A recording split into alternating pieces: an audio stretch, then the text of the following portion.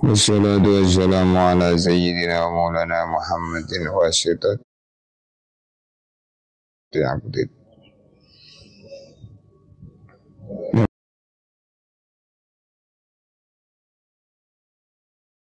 النبيين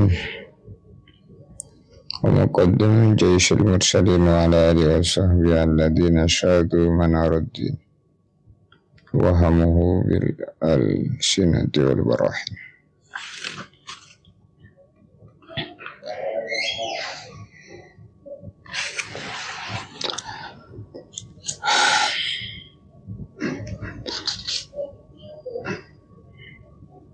قال المصنف رحمه الله نفعنا به وبعلومه في الدارين.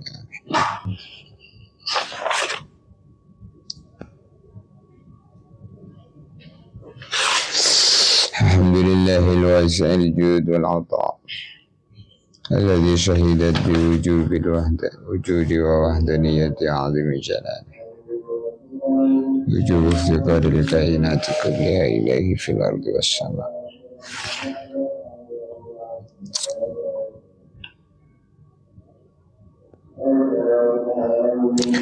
Alhamdulillah, kita bersyukur kepada Allah pagi hari ini. Semoga pagi yang berkah bagi kita, pagi yang dipenuhi dengan amal-amal kebajikan, dibuka dengan bangun malam tahajud, dilanjutkan dengan zikir sebelum subuh, lalu berangkat menuju masjid untuk mengerjakan sholat berjamaah subuh. Sebelum subuh sholat sunnah qobliyah subuh.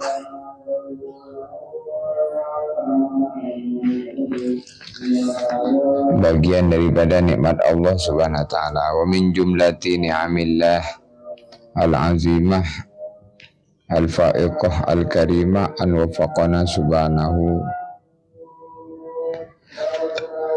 wa ta'ala lil amal as-salih. Termasuk bagian nikmat Allah yang besar, nikmat yang mulia adanya adalah diberinya kita taufik untuk bisa mengerjakan amal-amal yang soleh, amal-amal yang baik. Mudah-mudahan pagi ini pagi yang barokah bagi kita.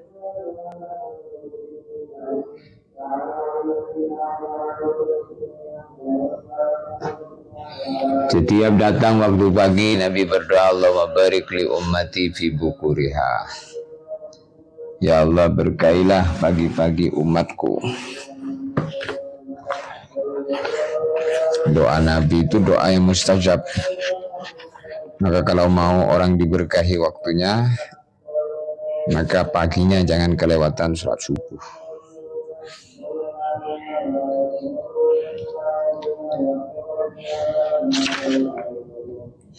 Maka dalam riwayat disebutkan bahwasanya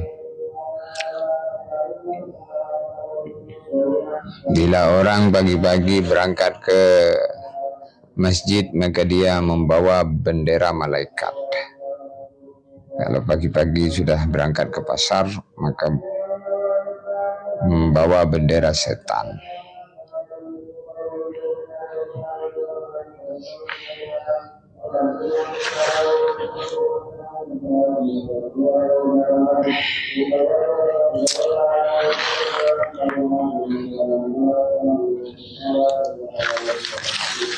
Maka mulai aktivitas kita dengan sholat terlebih dahulu supaya barokah.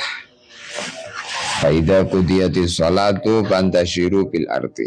Kalau selesai sholat baru menyebar di muka bumi. Memberikan pemahaman bahwasanya apa yang kita cari di bumi Allah berupa anugerah dan rezeki Allah, kalau tidak disertai dengan sholat, maka barokahnya hilang. Maknanya kesibukan apapun di dunia jangan sampai menyebabkan kita meninggalkan sholat.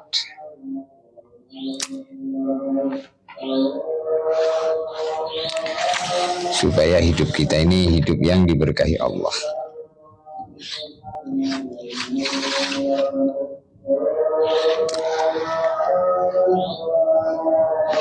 Da'il ayyam taf'alu ma tasha'.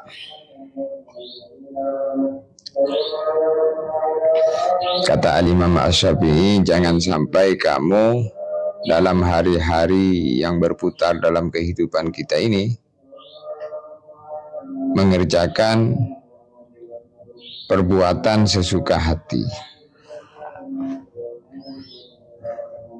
Maksudnya sesuai nafsunya, tapi berhati-hatilah. Pastikan apa yang dikerjakan itu mendatangkan ridho Allah, baru kita kerjakan.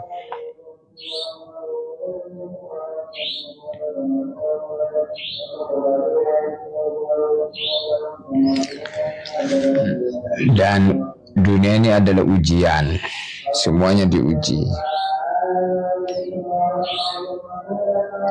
Yang kaya diuji dengan kekayaannya, begitu juga yang miskin diuji dengan kemiskinannya. Yang ganteng diuji dengan kegantengannya, ketampanannya, begitu juga yang kurang tampan diuji dengan kekurang tampanannya. Semua ujian begitu.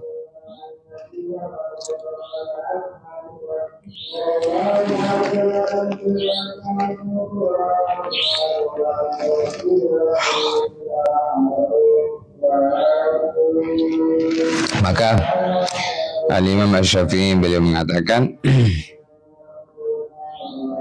wala tajza' li hadisatil layali fama li hawadisid dunya baqa'u. Jangan sedih dengan ujian-ujian dunia, sebab ujian-ujian dunia tidaklah kekal. Jadi ujian-ujian ini sebentar. Maka kita ini nggak usah sedih dengan ujian-ujian dunia, hadapi semuanya dengan ridho. Yang menyenangkan hadapi dengan syukur, yang kurang menyenangkan hadapi dengan sabar.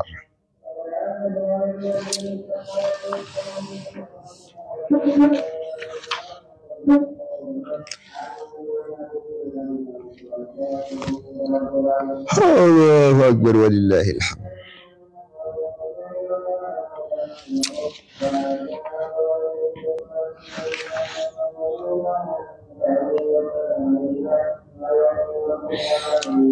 Maka semuanya mendatangkan ridho Allah. Yang menyenangkan hadapi dengan syukur, yang kurang menyenangkan hadapi dengan sabar.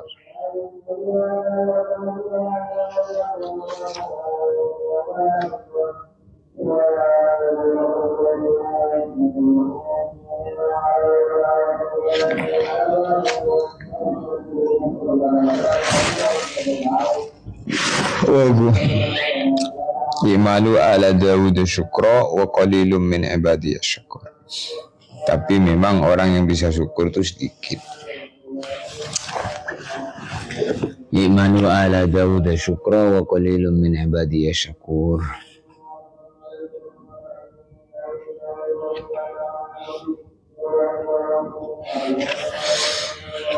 Maka yang kita kehendaki di dunia sampai akhirat menjadi orang yang selamat.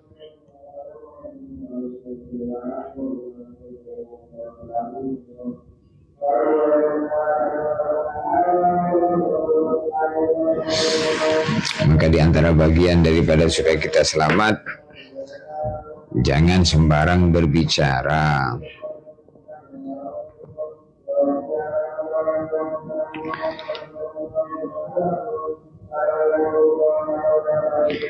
Idza rumta an tahya saliman minar raja dinuka mawfurun wa irduka sainun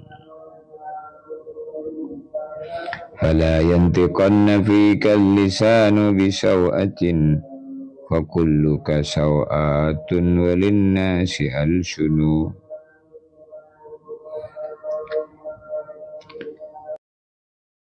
Kalau kamu pengen hidup terhindar dari kehinaan, agamanya sempurna, kehormatannya terjaga, fala yantiqanna fikal lisanu bisawatin, maka jagalah lisanmu dari sembarang berbicara.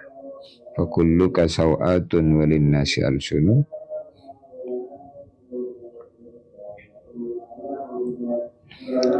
Kenapa? Karena setiap kamu punya kekurangan dan setiap orang bisa berbicara.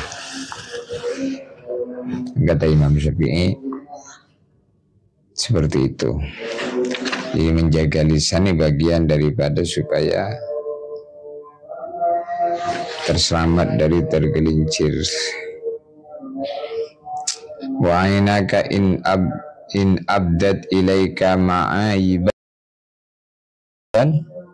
fada'ha liqaumin fakul ya a'yunu linnasi a'yunu. Kalau kedua matamu melihat cacat orang lain, aib orang lain, tinggalkan segera dan katakanlah, wahai mata, orang lain pun punya mata. Kata Imam Syafi'i, kalau mata kita melihat aib keburukan orang lain, maka matanya kasih nasihat. Wahai mata, orang lain pun punya mata. Jadi kalau kita ini melihat keburukan orang lain, maka orang akan melihat keburukan kita. Kalau kita menutupi keburukan orang lain akan menutupi keburukan kita.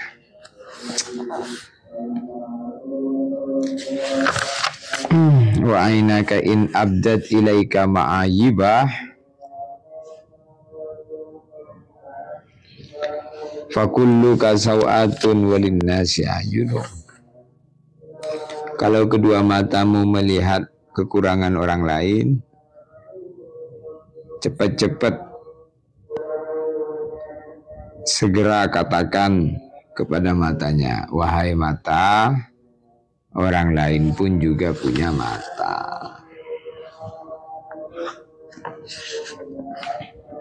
Wa ashir bima'rufin wa samih man i'tada wa dafi' walakin billati hiya ahsanu. Bergaullah dengan baik, maafkan orang yang menyakiti, dan balas mereka dengan cara yang santun, akhlakul karimah yang baik. Jadi kalau kita disakiti, maafkan. Kalau dicaci, disakiti, kita maafkan dan balas dengan cara yang lebih baik. Akhlakul karimah.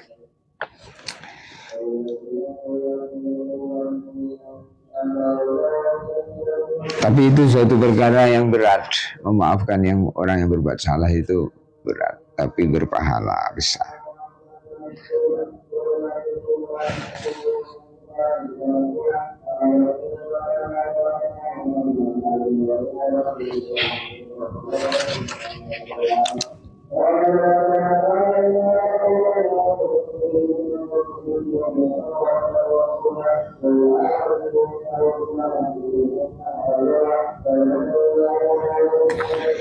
Maka nasihat-nasihat agama ini adalah laksana air yang menyirami tanaman.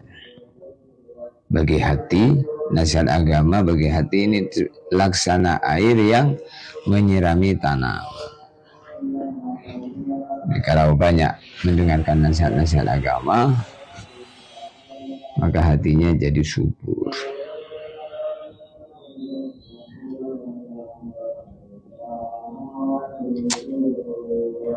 Maka Sayyidina Ali memberikan nasihat kepada putranya Sayyidina Hasan.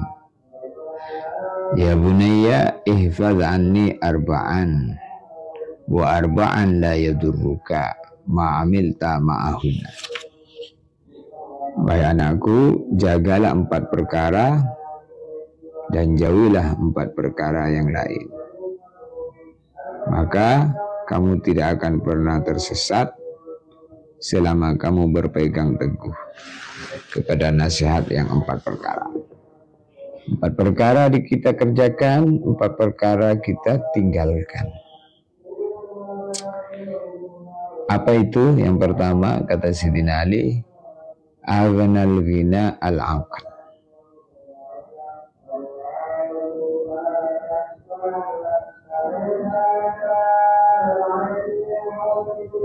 Wa akbarul fakri al-humuqu wa awhasul wahsyah al-ujubu wa akbarul hasabi husnul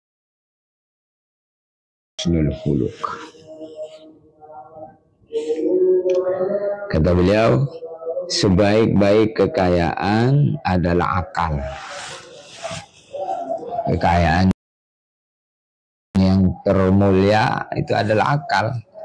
Selama orang ini punya akal, maka apapun yang ada padanya menjadi berharga. Tapi kalau akalnya hilang, walaupun punya duit banyak,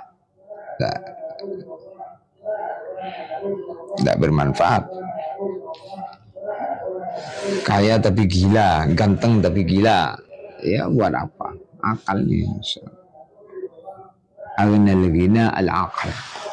Kekayaan yang paling berharga adalah akal.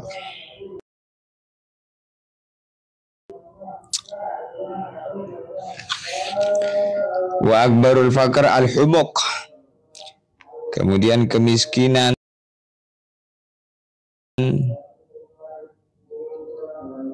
seburuk-buruk kemiskinan adalah kebodohan. Seburuk-buruk kemiskinan adalah kebodohan. Miskin ilmu, miskin kepahaman. Makanya Nabi diperintah itu, wa qur rabbi zidni ilma. Katakan wahai Muhammad, ya Allah tambahkan ilmu.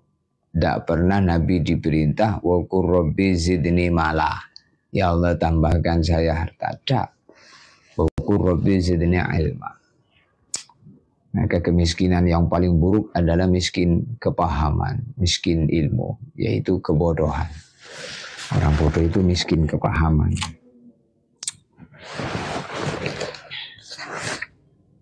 Maka kita tidak boleh bodoh, harus jadi orang yang paham. Wa hasul wahsyah al-ujub.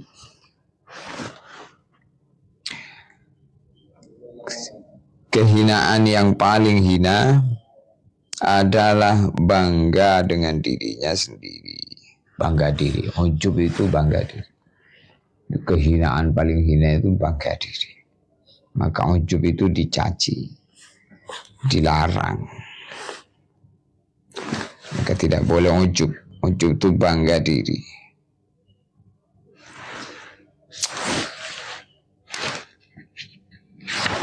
Ujub itu bangga diri. Diri kita nggak perlu ada yang kita banggakan. Kenapa? Karena sebenarnya diri kita nggak punya apa-apa. Apa yang mau kita banggakan? Semua dari Allah. Orang tuh bangga diri itu karena lupa penciptanya, lupa pemberinya. Wa akbarul hasab husnul huluk. Dan sebaik-baik amal soleh adalah akhlak yang baik. Akhlak yang mulia. Ini 4 perkara ini kalau kita jaga akal kita, jangan sampai bodoh, jangan sampai ujub. Selalulah kita berakhlakul karimah. Wa musadaqatul ahmaq. Ya bunayya iyyaka wa musadaqatal ahmaq. Wahai anakku, jauhilah orang bodoh. Fa innahu yuridu ayyam fa'aka wa yudurruk. Karena orang bodoh itu ingin memanfaatkan kamu dan membahayakan kamu.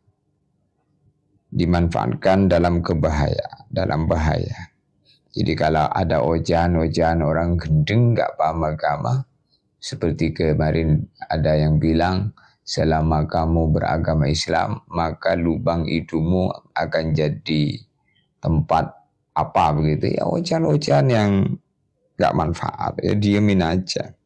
Kalau kita membalas ojan-ojan yang tak berguna, berarti omongan kita juga nggak berguna. Ya perkara yang tak berguna diamin aja. Kalau kita mengomentari perkara yang tak ada manfaatnya, berarti komentar kita pun tak ada manfaatnya.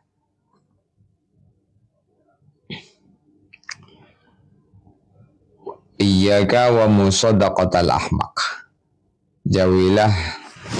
Jauhilah orang bodoh. Fa innahu yuridu ayyamfa'aka wa yudurruk. Karena dia ingin memanfaatkan kamu dan membahayakan. Maksudnya menjauhi di sini. Kalau ada orang bodoh mencaci kita, mencemooh kita, ya nggak usah digubris. Kalau kita menggubris ya sama saja, kita pun juga bodoh.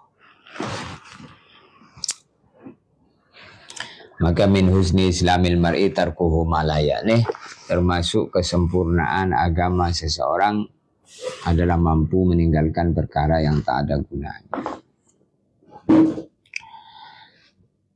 Wa iyyaka wa musadaqatal bakhil fa innahu yub'idu 'anka ahwaja ma takunu ilaik.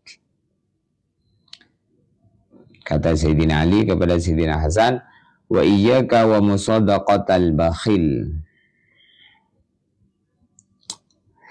Jauhilah orang pelit. Fa innahu yub'idu 'anka ahwaja ma takunu ilaih. Karena orang pelit itu akan menjauhkan kamu di saat kamu sangat membutuhkan. Orang pelit itu bukan teman sejati. Karena kalau kita butuh, dia lari. Dia tidak membantu. Orang pelit ketika kita, walaupun kawannya, kalau orang sudah pelit, dia tak peduli dengan keperluan minta bantuan, minta tolong. Orang pelit itu tidak kenal dengan pertolongan. Maka jauhi orang pelit. Kenapa? Karena dia akan menjauhkan dirimu di saat kamu sangat butuh. Pelit itu menjauhkan seseorang dari manusia. Wal bakhilu ba'idun minan nas, ba'idun minallah, qaribun minan nar, ba'idun minal jannah. Orang pelit itu jauh dari Allah, jauh dari manusia, jauh dari surga, dekat dengan neraka. Maka orang pelit itu nggak bisa diajak kerjasama. Orang itu kalau sudah pelit, tidak bisa diajak kerjasama. Padahal kehidupan di dunia ini ciri khasnya adalah kerjasama. Wa ta'awanu 'alal birri wat taqwa. Kerjasama dalam wujudnya kebaikan dan takwa. Tapi kalau orang itu sudah pelit, tidak bisa diajak lagi kerjasama. Maka pelit itu sifat yang sangat dibenci Allah. Orang itu pelit kenapa? Karena dirinya tidak sadar bahwa apapun yang ada pada dirinya dari Allah. Dia tak sadar. Dia anggap dari dirinya. Maka dia tidak bisa berbuat yang baik. Maka pelit ini namanya bakhil, asuh. Di neraka ada pohon namanya suh. Suh itu artinya pelit. Maka tidak henti-hentinya orang ketika di dunia ini dia pelit, melainkan terus bergelantungan dengan ranting pohon suh yang menjalar di dunia ini, yaitu pelit. Sehingga pada akhirnya mati, maka bertemu dengan pohon pelit di surga namanya suh namanya. Tapi orang yang dermawan namanya sakhiyun. Maka di surga ada pohon namanya pohon sakho. Tidak henti-hentinya orang itu sakhiyun, dermawan, melainkan dia selalu bergelantungan dengan ranting pohon sakho yang menjalar di dunia ini, yaitu sakho. Sehingga dia ketika mati masuk ke dalam surga berjumpa dengan pohon sakho itu. Maka pesan Sayyidina Ali, iyyaka wa musadaqatal bakhil. Jauhi orang pelit. Fa innahu yub'idu 'anka, karena dia akan menjauhi kamu ahwaja ma takunu ilaih, di saat kamu sangat memerlukan dia. Itu teman sejati itu tampak ketika kita sangat membutuhkan. Ketika kita terpuruk, maka teman yang tidak sejati akan menjauh diri kita ketika kita terpuruk, ketika kita perlu. Wa iyyaka wa musadaqatal fajr fa innahu yabi'uka bitafih.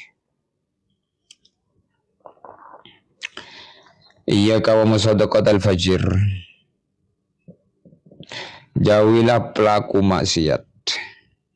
Fa innahu yabi'uka bitafih. Karena dia akan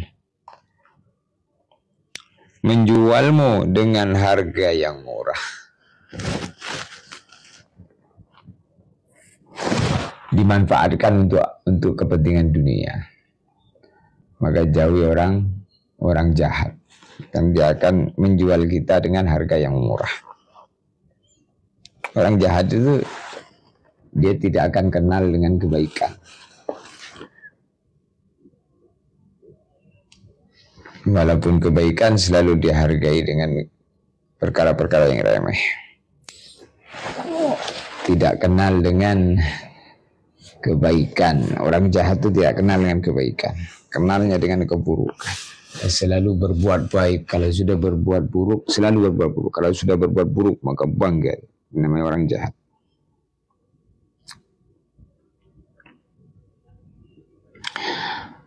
Maka jangan jahat di dunia ini ya.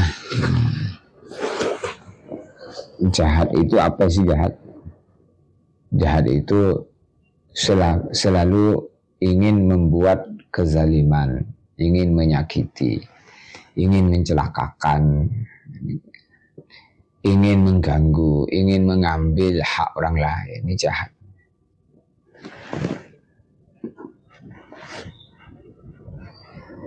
Maka kejahatan ini termasuk perkara yang perlu kita jauhi.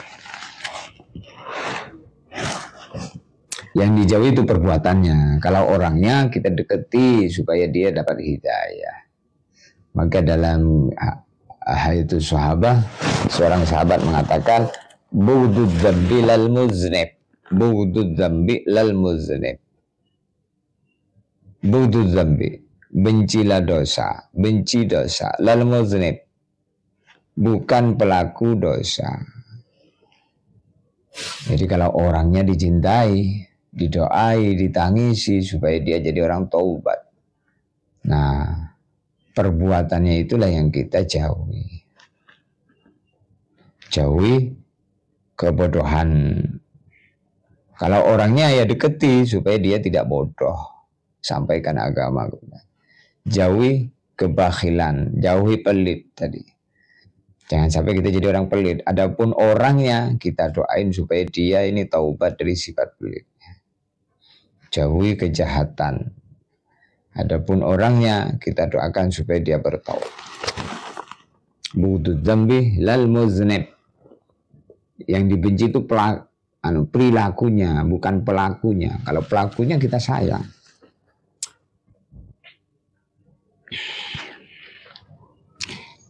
Wa iyyaka wa musadaqatal kadzab. Jauhilah pembohong, fa innahu kasarab. Karena pembohong itu seperti fata morgana. Yuqarribu alaikal ba'idah, mendekatkan yang jauh, wa yuba'idu alaikal qarib, dan menjauhkan yang dekat. Ini bohong, ini juga pembohong.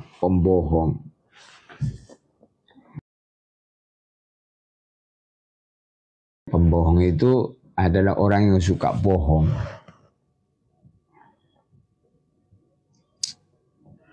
Ini sifat-sifat tercela, jangan sampai ada pada diri kita. Kita berusaha menjadi orang yang baik, yang jujur, yang selamat, supaya hidupnya selamat. Fahani an lahu bima yara izral mauti min na'imin wa syururin la yukayyafu wa la yadkhulu tahta mizanil indari. Laqad sabara qalilan fafaza katsira. Kalau orang ini hidupnya baik di dunia, maka mati mendapatkan kebahagiaan, kenikmatan yang tak bisa dibayangkan bentuknya. Laqad sabara qalilan fafaza katsira. Maka orang yang baik itu beruntung karena dia telah sabar di dunia sebentar, lalu fafaza katsira, bahagia selama-lamanya di akhir. Inna lil muttaqina mafaza hadaiqa wa a'naba. Sesungguhnya orang-orang yang bertakwa, mereka memiliki tempat kesuksesan. Apa tempat kesuksesan? Hadaiqa wa a'naba, yaitu surga-surga yang dipenuhi dengan kebun-kebun. Kenikmatan-kenikmatan yang lain. Alhamdulillahirabbil alamin, pagi hari ini bisa bicara yang baik. Mudah-mudahan sepanjang hidup selalu bisa bicara yang baik. Terima kasih ya Allah. Bagian daripada nikmat adalah keluarnya suara yang baik dari mulut kita. Maka selalu bicara yang baik, melihat yang baik, mendengar yang baik, berperilaku baik selama berkesempatan untuk beraktivitas baik. Karena nanti akan datang masa kita mau baik, waktunya pun tak ada lagi. Nah, di saat apa? Sakaratul maut. Rabbi laula akhaltani ila ajalin qarib fa asaddaqa wa akum minas sholihin. Kalau orang sudah mati baru ngomong seperti itu. Ya Allah, beri saya hidup sebentar, saya mau sedekah sehingga saya jadi orang baik. Fa asaddaqa wa akum minas sholihin.